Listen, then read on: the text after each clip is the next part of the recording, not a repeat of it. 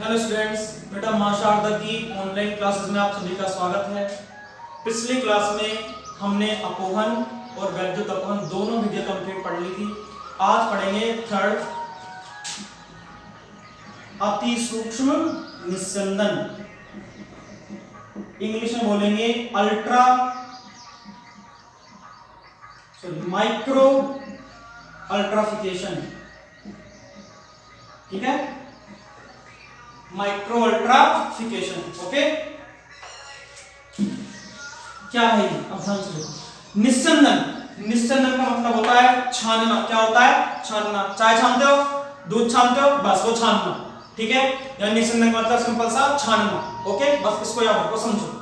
ये मेरे पास एक फिल्टर पेपर है, ये लो।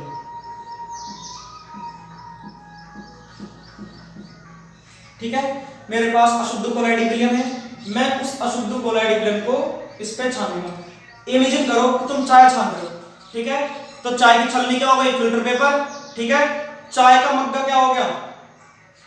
अशुद्ध कोलाइडी विलयन। बस याद रखो, डाल रहे हो।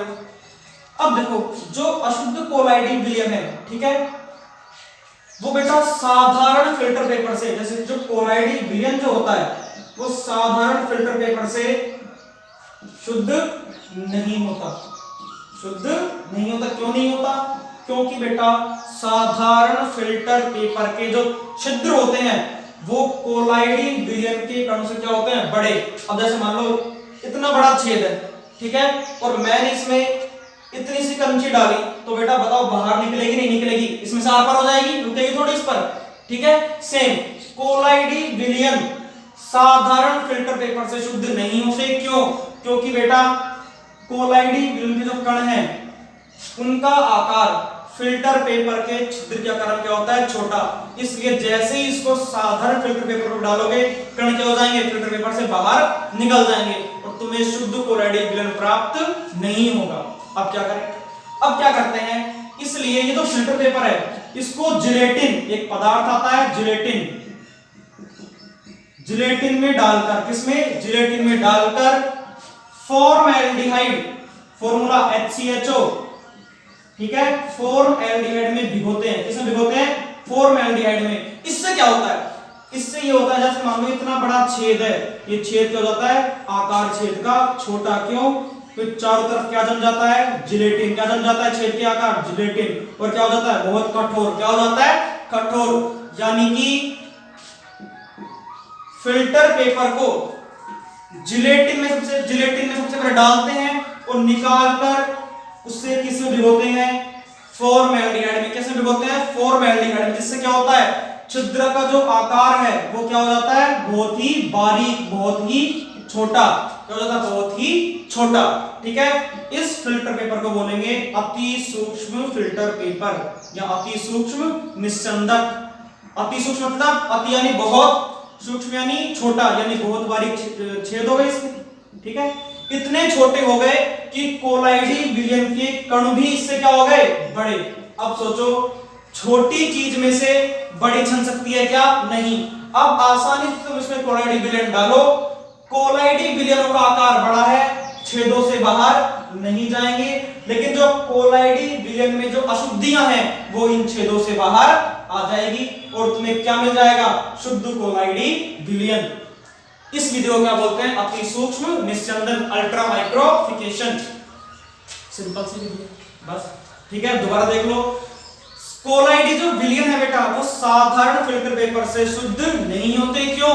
क्योंकि बेटा साधारण फिल्टर पेपर का जो छेदों के जो आकार होते हैं, छिद्र के जो आकार होते हैं, वो कोलाइडी विलयन के कणों की तुलना में क्या होते हैं?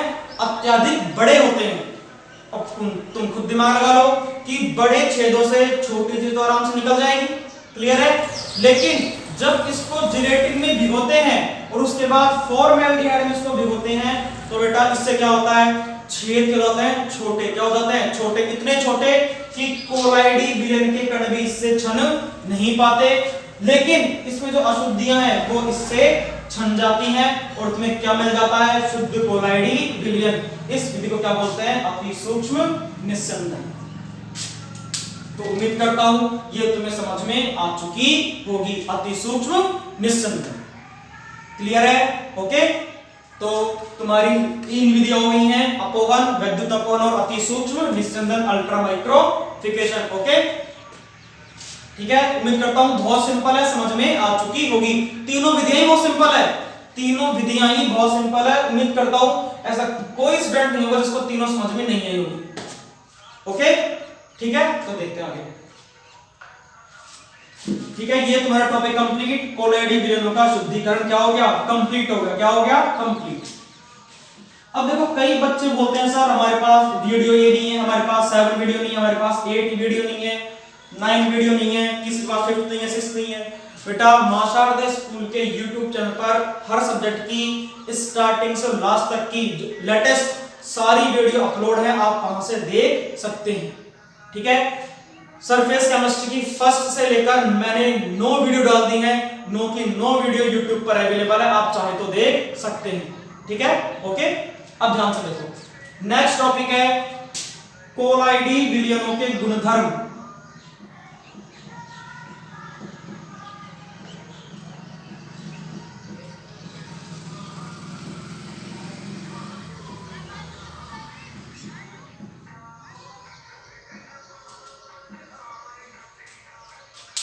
Properties of colloidal solution.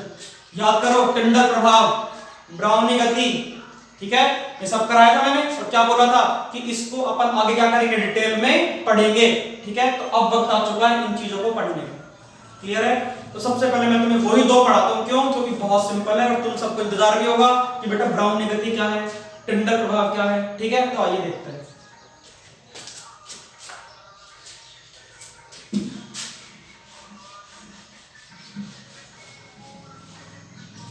सबसे पहले देखते हैं बेटा ब्राउनी गति, कि ब्राउनी गति आखिर है तो क्या गति है।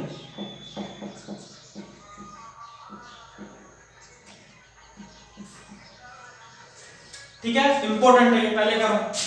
कोलॉइडी विलयनों के गुणधर्म में इंपॉर्टेंट है ब्राउनी गति। ठीक है, तो अच्छे समझना है इसको। ओके, देखो बेटा, एक वैज्ञानिक था रॉबर्ट ब्राउन। क्या नाम था उस वैज्ञानिक का? Robert brown. इस रॉबर्ट ब्राउन ने क्या देखा? सिंपल समझा रहा हूं देखो। इसने एक बात देखी, चित्र में थोड़ा ऊपर बनाता हूं ताकि सबको दिख जाए।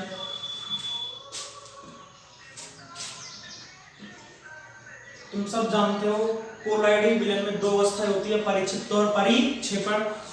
कम कौन होती है? परिक्षिप्त। अधिक कौन होती है? परिक्षेपण। तो उसने रॉबर्ट ब्राउन ने क्या देखा कि जैसे परिक्षेपण माध्यम में परिक्षिप्त घुली होगी भाई, कम ज्यादा वाली में घुला होगा भाई, जो कम मात्रा में है वो ज्यादा वाली में तो घुला ही रहता है।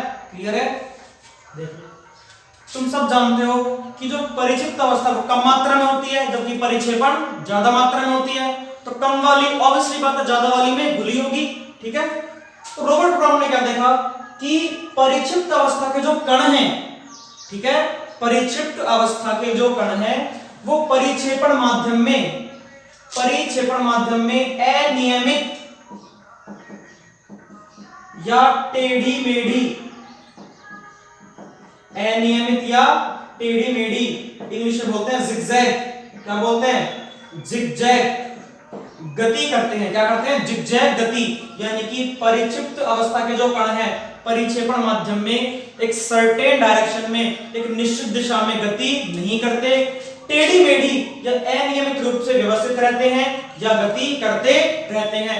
इस अनियमित या टेढ़ी मेढ़ी गति को उसने क्या बोला? ब्राउनी गति। ब्राउनी नाम क्यों पड़ा? क्योंकि रॉबर्ट का सरनेम क्या था? ब्राउन। उसी के नाम पर इस गति को क्या दे दिया? ब्राउनी गति। क्या दे दिया? ब्राउनी गति। दोबारा देख लो, अभी डायग्राम बनाऊंगा, दोबारा सुन लो। उसने क्या देखा कि परिक्षिप्त अवस्था के जो कण हैं वो परिक्षेपण माध्यम में एक निश्चित दिशा में, एक निश्चित डायरेक्शन में, सर्टेन डायरेक्शन में, निश्चित दिशा में व्यवस्थित नहीं रहते, अनियमित या टेढ़ी मेढ़ी दिशा में व्यवस्थित रहते हैं या गति करते हैं। इस अनियमित या टेढ़ी मेढ़ी गति को ही क्या बोला रॉबर्ट ने? ब्राउनी गति। रॉबर्ट ब्राउन ने क्या बोला? ब्राउनी गति। ठीक है, अब डायग्राम समझते हैं इसको कि डायग्राम से कैसे समझ में आएगा। देखो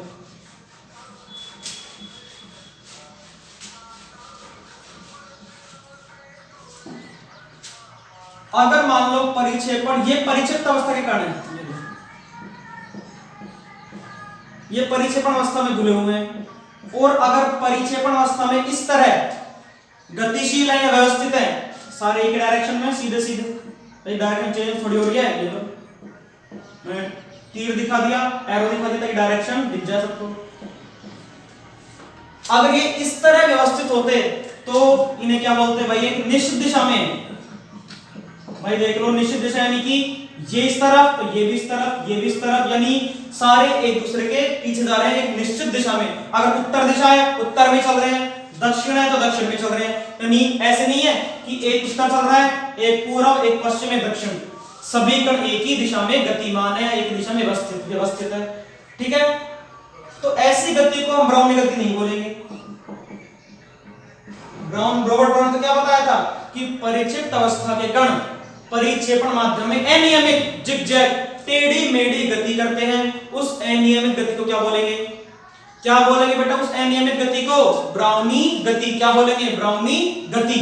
ठीक है, अब देखो यानी कि अगर ऐसी गति होती तो उसे ब्राउनी गति नहीं कहते, किसे बोलेंगे, ध्यान से देखो।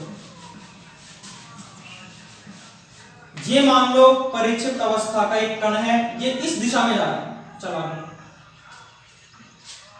ठीक है, चला गया,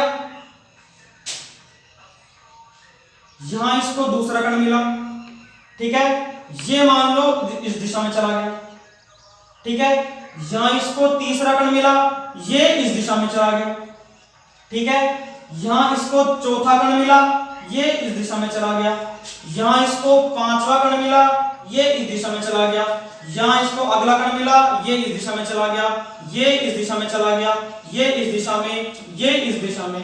तो मुझे खुद देख के बताओ, क्या परिक्षिप्त अवस्था के कणों का कोई निश्चित रास्ता है क्या, कोई एक ही दिशा में गति कर रहे हैं क्या, कि सारे के सारे एक ही दिशा में गति कर रहे हैं, सबका अनियमित पथ है, यहां से स्टार्ट हुआ, ये यहां जा रहा है, ये यहां जा रहा है, ये यहां, ये यहां, ये यहां, तो देख लो ये जो गति है अनियमित या टेढ़ी मेढ़ी, कोई फिक्स रास्ता नहीं है, कोई भी सर्टेन डायरेक्शन नहीं है, कोई भी निश्चित दिशा नहीं है, इस गति को क्या बोलेंगे, अनियमित गति, जिगजैग गति, और इसी को क्या बोला, ब्राउनी गति।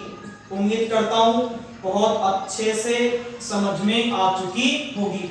अब इस ब्राउनी गति को रॉबर्ट ब्राउन ने कैसे जस्टिफाइड किया, कैसे उसने इसे बताया, बेटा गैसों के अणुगति सिद्धांत के आधार पर। किसके आधार पर, गैसों के अणुगति सिद्धांत के आधार पर, जो किसने दिया था, आइंस्टीन ने। किसने दिया था, आइंस्टाइन ने।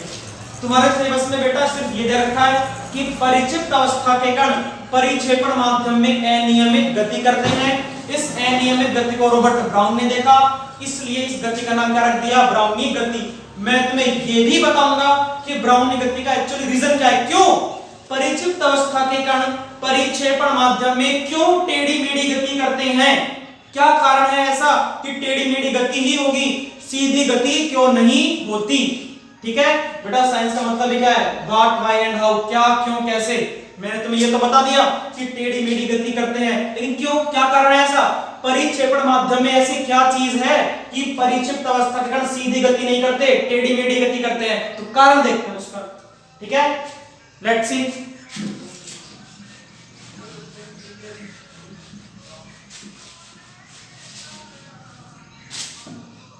अब देखो बेटा ध्यान से, ये मानो तुम्हारा परिक्षेपण माध्यम है, ठीक है,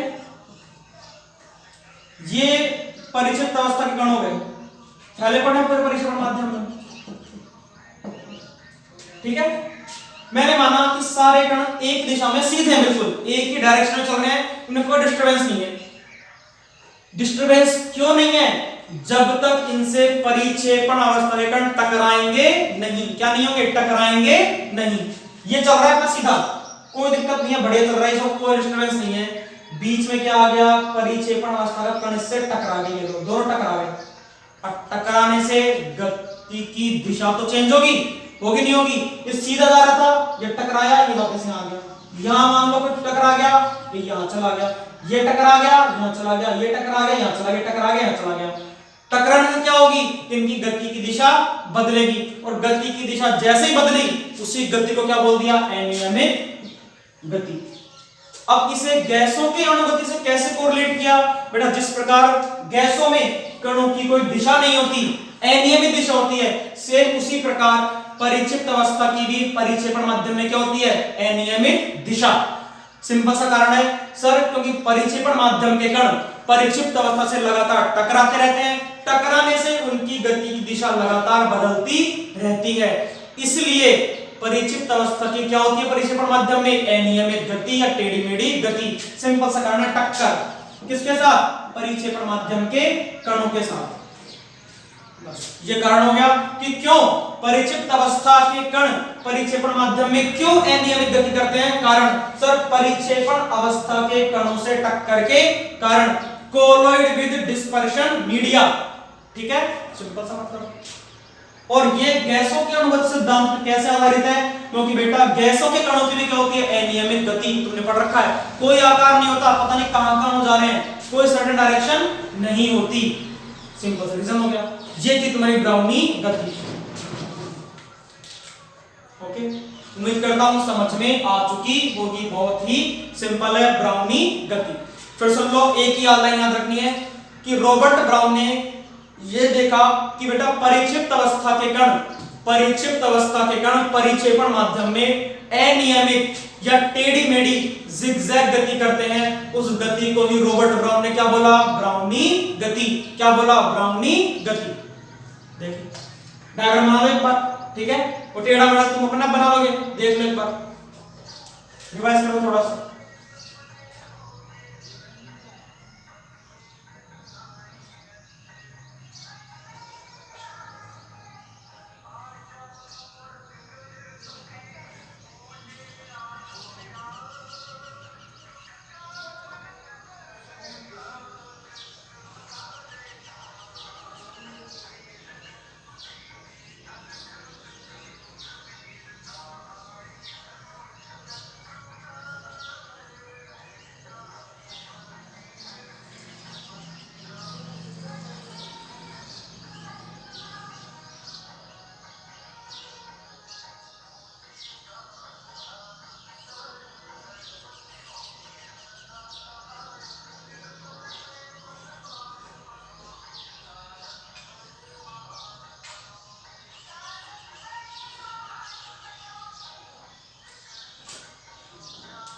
ठीक है बेटा, दूसरी प्रॉपर्टी देखो, तुम सब जानते हो कोलाइडी विलयन विषमांग होते हैं समांग होते हैं, सिंपल सा सीधा आंसर विषमांग। क्या होते हैं, विषमांग, ठीक है।